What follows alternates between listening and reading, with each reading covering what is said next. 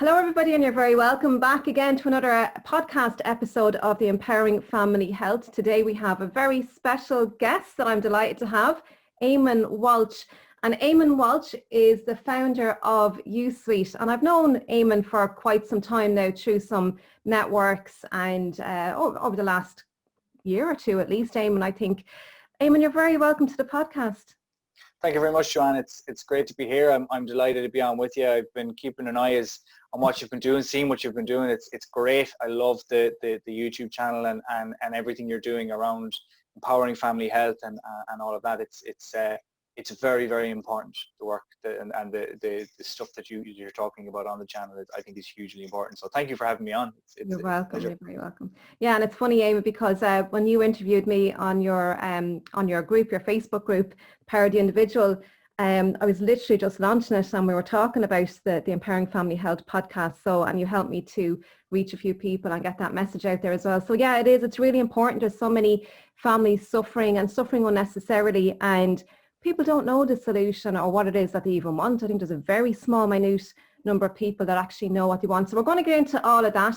But first, Eamonn, tell us a little bit about yourself, a little background on what it is that you really care about, what you're passionate about in the world. Okay, well, I'm based in the west of Ireland, but from a business point of view, I'm one of the lucky ones that as long as I have an internet connection and a laptop, I can work anywhere in the world, from anywhere in the world, if you know what I mean. But born and raised in the west of Ireland, my background would predominantly be in sales, events also, but primarily sales. And yeah, I mean, I've worked in retail, I've worked in events, I've worked in various different areas of sales, and one of the areas that I spotted through that career was in terms of with business owners and companies that I worked with. In a lot of businesses, there was a lack of a sales process. So to cut a long story short, through a lot of learning, a lot of research, and a lot of talking to an awful lot of people, an awful lot of businesses, figured out that, yeah, there's a big need out there for proper sales processes. I think a lot of companies go marketing, lead generation, and then, you've got, a conversion rate, and the sales just happens, and they forget about the bit in between. Yeah. And there normally is some element of the sales process in there in a company, but it can be quite chaotic and unorganized and just kind of haphazard, and whatever happens is going to happen. So that's what I started helping companies do. It's a lot of automation, building systems, building specific systems for specific problems within companies. And you mightn't think it, when you initially think about that, you're thinking, okay, software, you're thinking systems, you're thinking sales, you're thinking all of this kind of stuff. But it actually, particularly for SMEs, it actually really does, in many cases, come right back around and help with empowering family health, believe it or not. Yeah, I can see where you're going with it. Yeah. What's really out to me, Eamonn, is freeing up time because the automated processes, and I can relate to that, Eamonn, because a very, very long time ago, God, come back 15 years now at this stage, I used to do not what you're doing, but similar in terms of automating. And I used to have to spew out a load of reports in Excel and what have you, all these financial reports. And like that, I automated them, and it freed up so much time for productivity and making more phone calls as a telesales company. So yeah, I get what you're saying, and it's really, really and it's doable, and I think that's the way we're going in these times. Yeah, it is, and I think there are a lot of business owners out there where the work, and I come across this so often, the work follows them home. Yeah. They finish in the office at 5 or 6 o'clock or whatever, and they're coming home, and then they're working on whatever they're working on possibly up until 11, 12, possibly into the early hours of the morning, and then they're up crack at dawn again working on their business. And you have to ask, why did they set the business up in the first place? It probably had a lot to do with their family, giving their family the lifestyle that they wanted, their kids, everything else, getting the holiday, giving them the standard of living that they wanted for their family. That's probably a big part of why they started their businesses in the first place. And I think a lot of it is, it's very easy to get trapped and to feel trapped in your business. And I suppose the main message that I'd like to put out there today for anyone watching this that maybe has a business or owns a business and might actually, they're sitting there thinking, God, sometimes I do really feel trapped by my business. Yeah, I think we all, I think we all have a bit of that. Yeah, there's a way out. It doesn't have to be like that. I'm sure that's not why you started your business, to ultimately be trapped by it.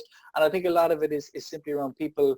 They don't know where to turn for the help. They don't know what to look for. They don't know, how to solve the problem. In some cases, they're not even aware that they have a problem. They think, well, this is just it. This is just the business. This is what every business owner does. Resigned to this is just the way it is. Yeah, and they think this is what it is to be a business owner, and this is what every business owner does. I can guarantee you, and I can assure you guys, if you're in that position where you're feeling trapped, that is not what every business owner does. Okay, and there is a better way, and there is a solution. Regardless what your problem is, the solution is out there. Somebody has the solution for whatever it is you're working on in the evenings, whatever it is you're working on the weekends, whatever it is that's taking you away from your family and your friends and everything else, whatever that bit is, somebody has the solution for it. And that's what it's about. Recently, I was working with a company recently. We're just finishing off a system for them. And without getting into it, long story short, a process in their business that used to take up to 3 days, anything from 2 to 3 days, is now taking 15 minutes. Up to 3 days is now taking 15 minutes. Oh my God. So I mean, you went into that company start of the year, they may have been of the mindset, well, this is just the way it is. This is just how you do this, and it's how you have to do it. There's a better way. I can assure you, if it's annoying you, even if it's just slightly annoying you, there's 100% a better way. But definitely, if you're feeling trapped by it, if it's causing you stress and anxiety and worry, if it's impacting your relationships at home, there is a better way. And you have to look at, why did you start that business in the first place? And okay, to give the family the lifestyle you wanted, and you being absent or partly absent for huge portions of the week, is that the lifestyle you envisioned for them? Were you working to part of it? That's a very important question to ask. And if you're not satisfied with the answer, reach out to somebody, anybody, me, you, anybody, and ask for help. There's loads of people that will help you. It's great, Eamonn, when you say, are you frustrated? Really check in with yourself. Is this frustrating you? And if the answer is yes, then ask yourself, why is this frustrating me? Or and there's so many people that you can reach out to as well. But I think the really first step is to identify and know, is this making you happy? Is this fulfilling you? And as you say, many entrepreneurs start out because they want that freedom of being able to have more time with their families. That's why an awful lot of entrepreneurs, because they don't want that 9 to 5 job, all that commuting, in the mornings and the evening times. And I remember when I was working a job, and I used to have to do a lot of traveling, and I didn't get home till 8 o'clock at night sometimes. And then I was doing overtime on a Saturday sometimes. And before I knew where I was, this was going on for months and months. And then my young child, I had a child very young, and he was growing up very, very quickly. And children are only young, they grow up really, really fast. And you do want to spend your time. And it's not all about just having the financial money there to pay the bills. You want to be with your children and have that control and that power in your business, but have that work-life balance and be able to separate it. And you're right, there is a lot of people that bring their work home, and we need to be able to switch off as soon as we come in the door and be with our family. And that's like, we could physically be here in body, but not, our mind could be totally elsewhere. And that's something a lot of people don't actually, they're not aware of, as you say, and when you don't know what you don't know, that can be really, really dangerous. And that's a very good point. When you don't know what you don't know, that can be very, very dangerous. One thing that I always do with my clients is I quantify the problem. And I normally do it in monetary terms, as in, what's this costing your business over the next 10 years? And it's amazing, as you say, you don't know it. They're very aware of the problem. That's why you're in there in the first place. That's why they've asked you to come in and look at systems and go, we know we need a better way of doing it. And the first thing I do is I quantify the problem. So we go, okay, just so everybody is aware and that we actually know what the situation is here. If you don't solve this problem, this is what it's going to cost your business over the next 10 years if you don't solve the problem. And I can tell you sometimes that is in the millions, you know, Yeah. over years, depending on the business, obviously, depending on what you're selling, what your service is, or what your product is. But I mean, I was working, I was sitting down doing one of those meetings with a roofing company lately, and I mean, it was, what was it? I think it was 30, I think it was 39 million or 38 million over 10 years is what it was going to cost that company if they didn't fix the problem. Now, when we say cost the company, I'm not talking about money out of their pocket, but I'm talking about lost revenue, turnover they will never be able to get, the turnover they'll never be able to have unless you upgrade the systems and fix the systems. And they're a growing company. They want to grow. So to enable that growth, there's certain problems that are in the way. And if they don't fix those problems, it'll be 30, I think it's 38 or 39 million. That's incredible. So, Over 10 so you're years. looking at the consequences and as like the cost, the consequences and you could do that in any aspect of your life. You know, if you're not spending time with your family, what's the consequences, or what's the cost of this? And that's a good way of looking at things, you know, what you're actually missing out on. So that was going to be my next point, actually, to take that kind of idea and bring it, you know, look at if the work is following you home, just for the next week, okay, for the next week, from when you get home, count the hours, check in with yourself every hour, every 2 hours, see what you've done for that period of time, and just count how many hours while you're at home with your family, Yeah. right, supposedly, right, Yeah. how many hours you spent working. Because a lot of us don't even realize we're doing it. I'm guilty of it. I worked last night. I think I was still on the computer at like 11:30, 12 o'clock at night. I was like, God, I need to go to bed. You know, so, and when we're passionate about it, it's very easy to do that. Now, I don't do that every evening, far from it. But it's very easy for us to do that, particularly when we're passionate. But God, it does wear you out. So just keep a track of that. From when you're supposed to be at home with your family, count the hours that have gone into work within those hours. So it might be 3 hours, 4 hours, could be 6 hours, whatever it is, right? That's each day. Now multiply, get your daily average. Monitor it for a week, get your daily average. And then multiply that by 365, right? So that being the full year. If you want to do it a weekly average, multiply it by 52. Weekly average might be a bit easier to do. And multiply it by 52. Whatever those extra hours are, multiply it by 52 to get your year. And then assuming that you plan to be in business for the next 10 years, yeah, assuming that that's the plan, you want to be in business for the next 10 years, multiply that time for the year by 10. So your weekly average multiplied by 52, multiplied by 10. And I'm actually, while we're doing it here, I'm going to turn the computer on. We'll work out a very conservative, my computer's after going on now. We'll work out a very conservative one. So let's say you were just spending, on average, we'll say 21 hours extra a week above and beyond, which would be, I mean, most people in business have probably done that at some point or do that at some point, right? So let's say that's about 3 hours extra a day in your week, right? So 20 over 7 days, we'll say. So 21 hours over and above. And and you know as well, John, there's business owners watching this going, well, you can multiply that by 3. You know, so, but let's just say 21 hours, right, for an average week. Now let's multiply that for a year, 52. That's 1,092 hours over the year. And if you plan on being in business for 10 years, that's 10,920 hours. And if we divide that by 24, that's 455 days. And those are very, very conservative numbers. And very real. Very real. And wow, when you put it down like that in numbers, it's like, oh my God, it's a reality check, really, isn't it? When you do that exercise, oh my God. And you know what? So many people, you talk about laptops and what have you, and we all use laptops for our business and the phones and Facebook and social media and all of that. And we're actually very addicted to our phones. And we can't put them down, and we're just plugged into what's going on out there, and always keeping an eye on what other people are doing. And this FOMO, this fear of missing out as well, there's a lot of that going on as well. That's stopping you from being with your family and disconnecting. So mobile phones, they're disconnecting us from our families. You see family members at the dinner table with their mobile phones on, the phone rings or a message comes in, it beeps or whatever, and this instant gratification, right? So I think that's a really big one, as well as the mobile phones. So it's disconnecting us from our family, but it's also disconnecting us from ourselves, and it's disconnecting us from nature, because we're not getting outside. We're constantly glued and our head is down.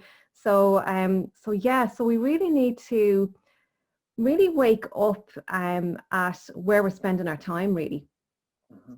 Yeah, and to watch that, you know, the key message there, I think, is where we're spending our time, you know.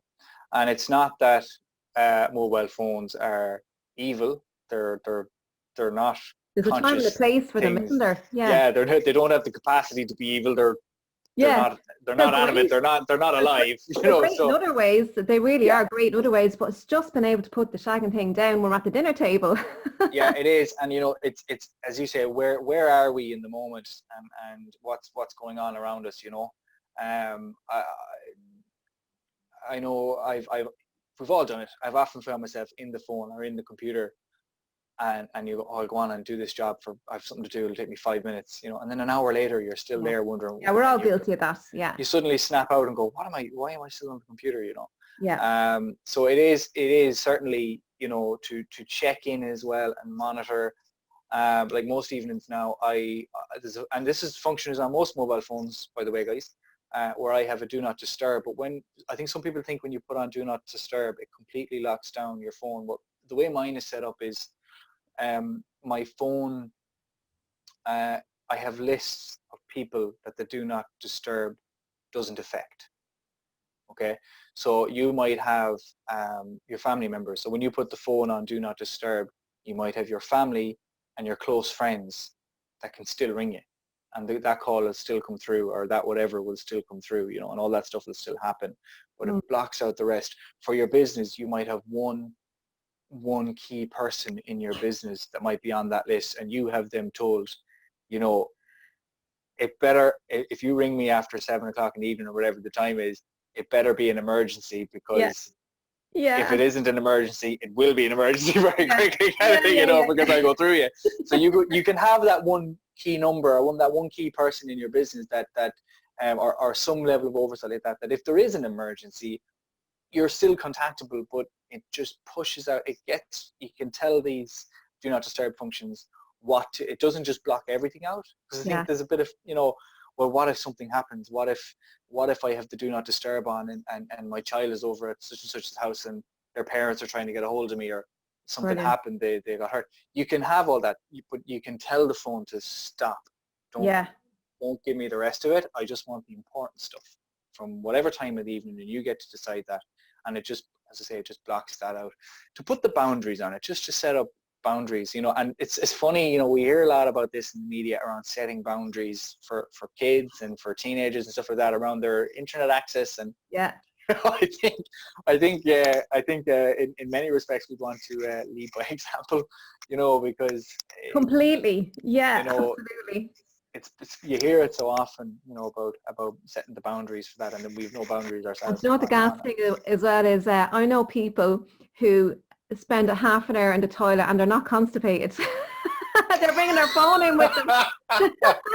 It's just crazy. Yeah, Like, absolutely. Yeah, absolutely. Yeah, yeah. yes, we've all that going on. Eamonn, there's a lot of worry going on in the world at the moment. There's a lot of worry and concern and upset and frustration, and people are worried about their jobs at the moment and all of that. And you just said to me there earlier on, we were talking, you were saying that Ireland is officially in recession now.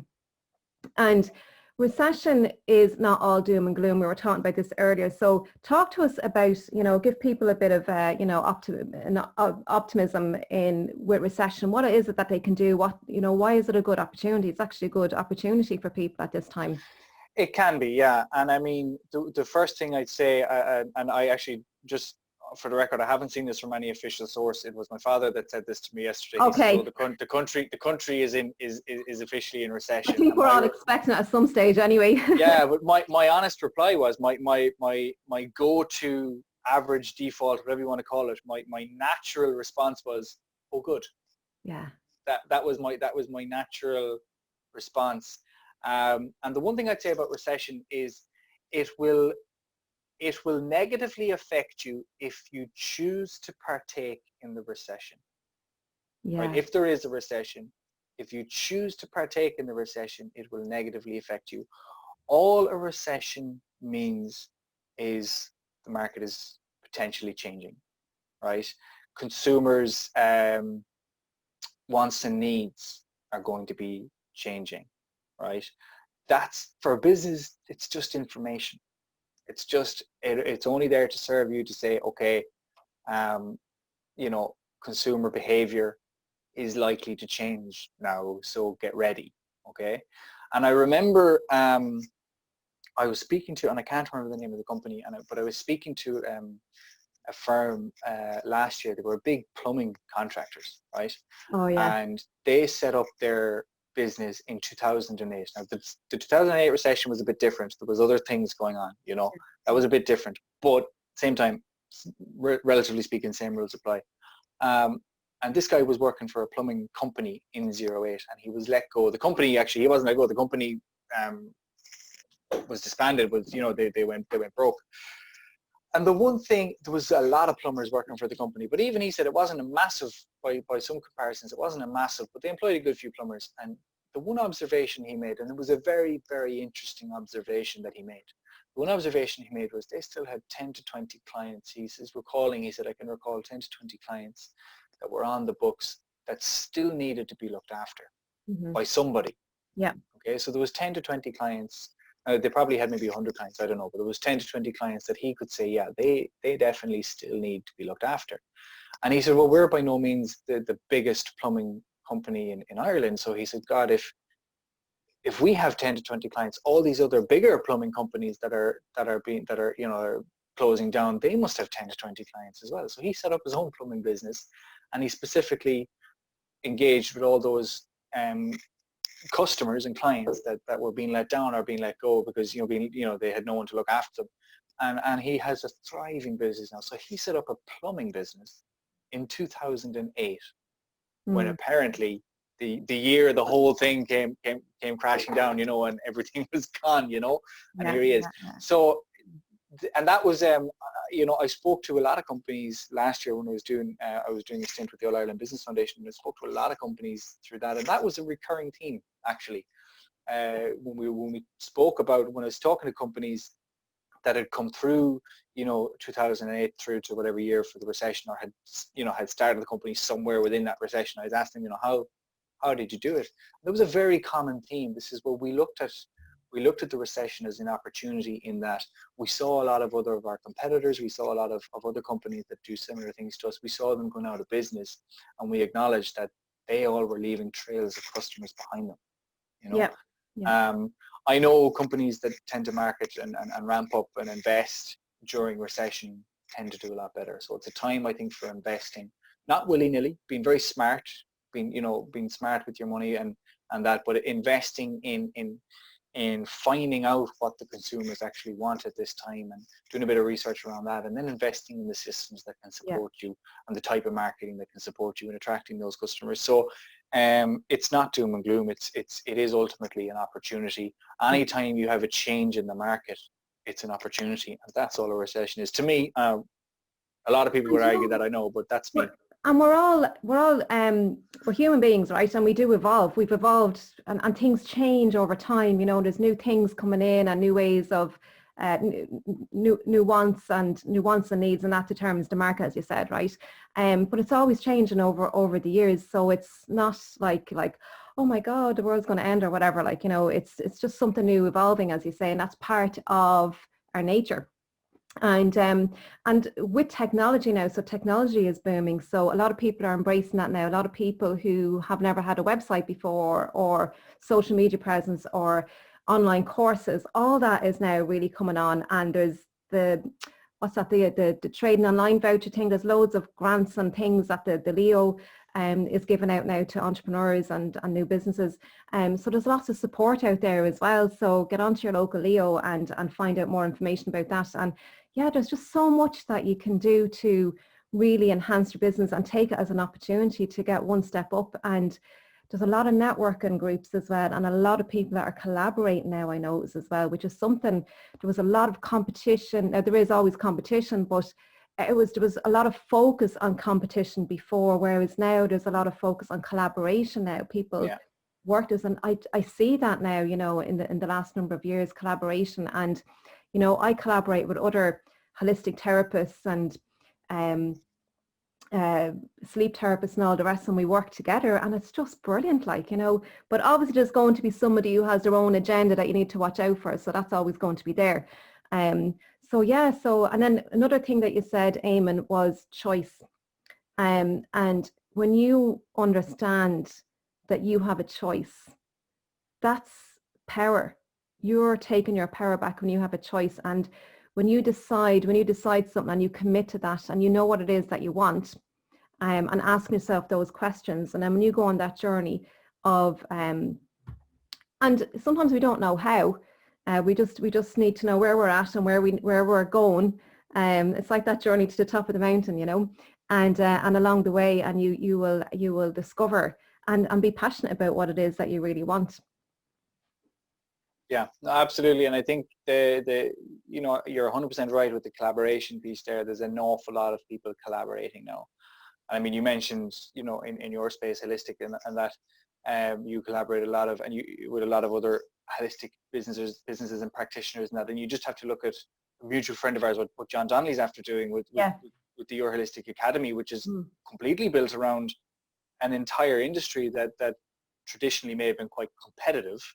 And he's just completely flipped it on its head and said, come on, let's work together here, and let's collaborate. And there's an awful lot of organizations like that out there that are built around collaborating, you know. And I would highly encourage anybody, there's lots of them. You can reach out to your local Chamber of Commerce. You know, you can reach out to your local BNI, Business Network International.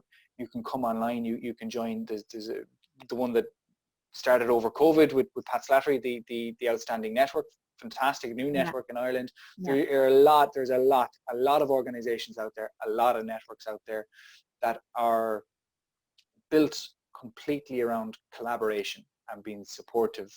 And there's no room in those organizations, any of the organizations I mentioned there's no room for competition in them, actually. It's not allowed nearly, you know. Great. Yeah, it's so great, the support, because right now, you know, we're all this feeling of disconnection and everything. Right now is so vital that we feel connected and we're supporting each other. And, you know, not even just in business, but, you know, and how you are in one area of your life is how you're being in all the other areas, whether it's work, career, your studying, your family, finances.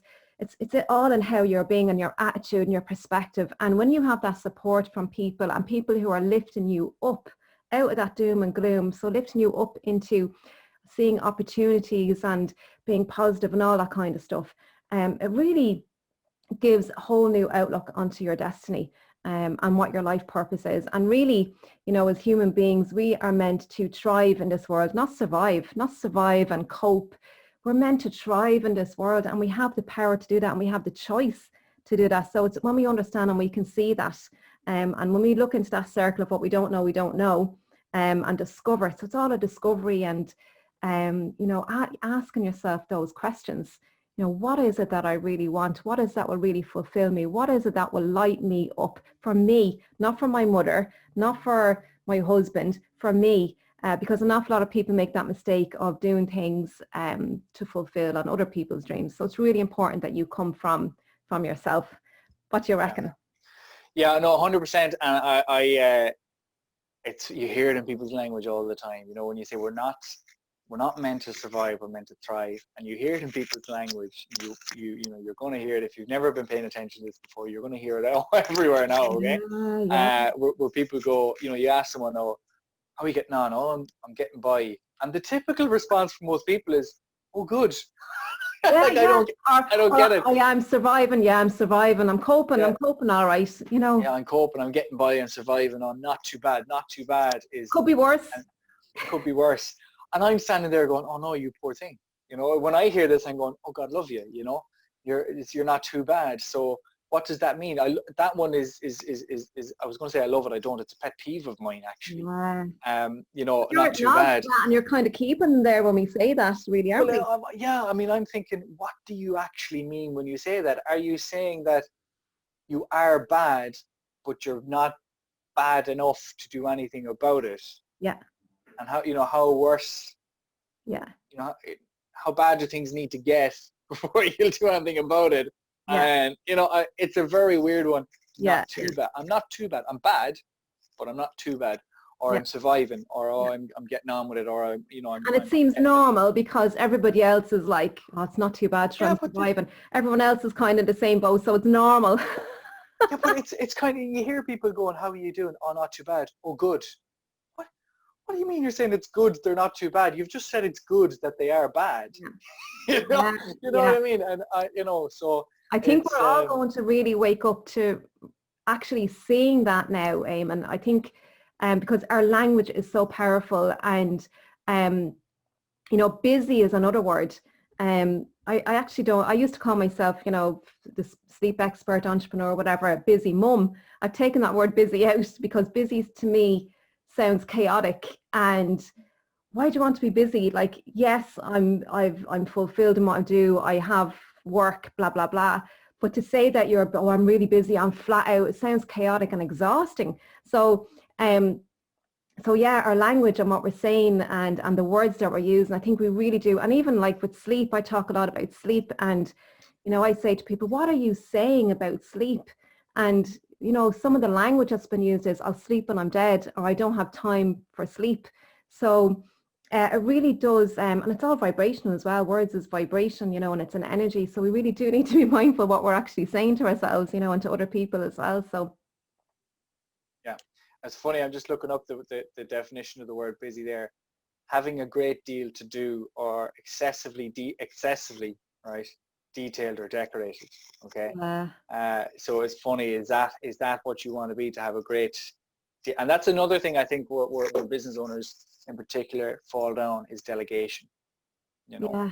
They want to do it all themselves. They don't want to be seen as, I'm not good enough, that I can't do it. They don't want to delegate. Yeah, it's, no one can do it better than me. I can 100% guarantee you there's someone out there that can do it better than you. Yeah, you really have to. But we have this idea that no one can do it better than me. Whatever it is, I guarantee you there's someone out there that can do it as good, if not better than you. There's very few people out there that are the best in the world at anything, because there's only one person that can hold that. And then things are changing so often now, and skill sets are being updated so often, and new technology is coming in so often now. And we look at talking about systems, talking about, you're looking at, to go back to the example I gave, that company, that the process we automated 3 days down to like 15 minutes, 2 to 3 days down to 15 minutes. And, it's not humanly possible to do it faster than the system can. So in many cases, you don't even need another person, possibly. You can delegate it to a clone, to a robot, to a piece of AI. You can delegate it to technology. Delegation is no longer exclusive to other people, to delegating to other people. But I think it is something people struggle with. We're busy because nobody can do it better than me. And you're absolutely right, 100%. Yeah. And I certainly don't want to have a great deal to do. I want to have enough to do, but to do it, I'd rather do a little and do it exceptionally well. Because when you have a great deal to do, you'll cut corners, Yeah, you're not focused, and you're not as productive, and you're not showing up to your full potential. You're not whole and complete in whatever it is that you're doing. You're multitasking, and you're thinking about the next 10 things. While you're doing the thing you're working on here, you're thinking about the next 10 things that you need to do, whereas your focus should be on what you're doing now. So I would rather do one thing exceptionally well, whatever the bit I do, and I know the bit that I do exceptionally well, and I'll do that exceptionally well, and as much as possible. And I know that in some cases that's easier said than done. Delegation can cost money, X, Y, Z, blah, blah, blah. And okay, for a period of time in your business, certain things you may need to do yourself because it needs must, you know. And it can start off really small. You can ask, you know, your husband to help you with something or whatever it is. You know, you can start off in different ways where it's not really going to cost you a fortune, but just Yeah, and practice. this is where it comes back around again to what we were talking about earlier, collaboration. There are plenty of businesses out there that will work with you on a collaborative basis in terms of outsourcing, which I think is a bit of a dated word now, to be honest. I think the thoughts and images that conjures up is not what it actually is today. I think collaboration is probably a better word for how people outsource today. You know, we take on partners now. Like my business, we have partners in a company that we do a lot with in South Africa, and we're looking at doing partners, taking on a partnership with a company in India, and we will be looking at taking on partnerships with businesses in the UK and Canada. That's all very, very collaborative. That's all us collaborating together. What's good for me is good good for you, and let's find a way to make win-win. You know, let's find a way to make it work. So it is possible. I can, you know, if I started telling stories now, we'd be here all day. But I could tell you a lot of stories of collaborations where the seemingly impossible happened, because instead of, you know, Peter paying Paul, Peter and Paul came together, didn't charge each other, and you know, but didn't charge each other full whack or whatever, and got together and used their heads and thought the problem through and went to market together and made fortunes. Yeah. I think that kind of collaboration, it builds on relationships. And I think there's nothing more valuable, like relationships are so valuable in business and even at home in the family life, because together we're stronger. And actually that's the tagline in your Holistic Academy, together we're stronger. But yeah, it's all about teamwork. You know, and you can't, and no millionaire or your success is done solely on your own. It involves other people around you as well. And your life is not fulfilled unless it involves other people around you as well. So collaboration really is key to success, a big key to that. And we're coming to the very end, right? And I really just want to acknowledge you though for the work that you're doing, because to be able to come from something that takes 3 days and to produce that same work in 15 minutes is just incredible. And what you are making available to people, having more time to be with their families, to be at home, and making life a lot easier, has a massive impact on that person, but on for them, for their life, for their family, the people that they work with are going to be in a much better mood, and so much more is possible as well. You're making a big space for more possibilities. So it's really incredible what you're doing, Eamonn. I just really want to acknowledge you for that, because it is a big deal and it's making a big difference in the world as well. So, well, thank you very much. And if I could have one message again for all the people watching this, if you are in business. I was just going to ask you, leave us with a parting message, a very powerful parting message. Well, no, what I was going to say is, and I suppose it's a bit of a call to action maybe as well, but not a call to action for me, or it's a call to action for yourselves watching this. If you are in business and you do feel trapped and you do feel like it's all getting on top of you and it's all getting a bit much, and you don't know where to start, or maybe you don't even know what the problem is, that in itself can, you know, maybe you don't even know what the problem is, but you know how you feel and you know you don't like it, and you know it's impacting your family. My call to action would be, and Joanne, if I might include you with this in this as well, to reach out to either myself or Joanne, because I know both of us have a phenomenal network together. You know, I think if you reached out to us and says, yeah, you know, I was watching the interview there and that's me, you've described me. If myself or Joanne can't help you, it's very, very unlikely that we don't know the person that can. So we that would be the promise that I would make. If you reach out to me, you will get sorted. It may not be me. It may not be me that you need, but I promise you, you will get the help you need. Yeah, that's really powerful, Eamonn, and it's really important that people know that and really get that. And it's just like, you know, people can pick up the phone or contact me, go on a discovery call with me for a few minutes, just to get to know you, have a chat, see how I can help you, and the same with yourself, Eamonn, as well. I think the both of us do free calls, whatever, you know, just to see how we can help you and put you on the right path, as you say, and help you discover what it is that you really want. And that's really, really crucial. So yeah, thank you, Eamonn. That's really incredible, and thank you for that. Eamonn, where can people find you? Well, we're currently, you mentioned earlier on the TOV voucher, we're currently going through that process. So the website's actually down at the minute, but in future you will find us at usuite.ie, or you can email me at Eamonn, EAMONN, at usuite. That is the letter U, SUITE, not YOU, just the letter U, usuite.ie. So Eamonn at usuite.ie. Or you can just Google or just find me on Facebook, Eamonn Walsh on Facebook, or LinkedIn. Just search Eamonn Walsh on LinkedIn. Connect with me. I'm always happy to talk to anybody. Yeah, brilliant, brilliant. That's great. Eamonn, thank you so much. I could talk to you all day. You're so full of inspiration and wisdom, and yeah, and really I can really get that passion. You really want to help people and make a difference in the world. So I thank you for that. Thank you for who you are and who you're being in the world. So thank you very much, Eamonn, and we'll talk to you soon. Thanks for having me, Joanne, and thanks everyone for tuning in and watching.